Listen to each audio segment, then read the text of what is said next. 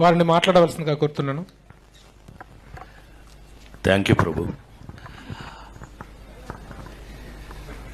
కాదురా, నేను ఎంత మిస్ అయ్యానో అంటే క్షమించాలి.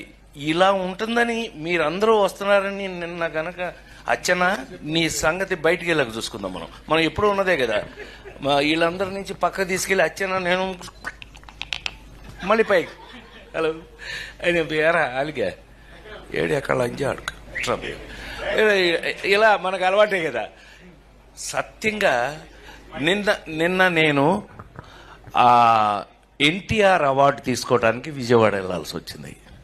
చప్పట్లు కొట్టరా? బుద్ధుందా లేదా నాకు? ఎన్టీఆర్ అవార్డు అని చప్పట్లు కొట్టరా? ఏంటి బ్రెయిన్ పోయిందా అందరికి? చెప్పి కొట్టించుకోవడం ఏంటన్నయ్య? దానికి కొట్టకపోతే నీకు సిగ్గులేనట్లు లెక్క. విశ్వవిఖ్యాత నట సార్వభౌమ నందమూరి తారక రామారావు.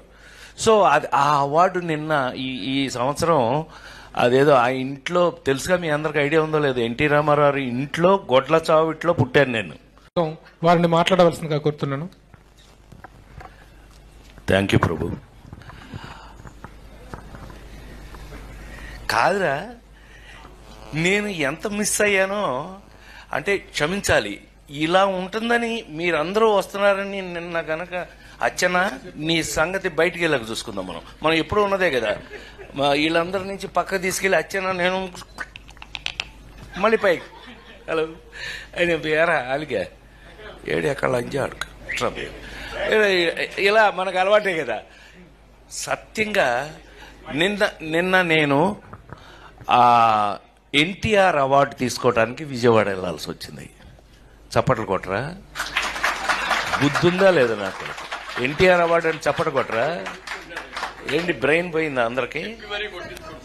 చెప్పి కొట్టించుకోవడం ఏంటన్నయ్య? దానికి కొట్టకపోతే నీకు సిగ్గులేనట్లు లెక్క. విశ్వవిఖ్యాత నట సార్వభౌమ నందమూరి తారక రామారావు. సో అది ఆ అవార్డు నిన్న ఈ సంవత్సరం అదేదో ఆ ఇంట్లో తెలుసుగా, మీ అందరికి ఐడియా ఉందో లేదో, ఎన్టీ రామారావు ఇంట్లో గొడ్ల చావిట్లో పుట్టాను నేను.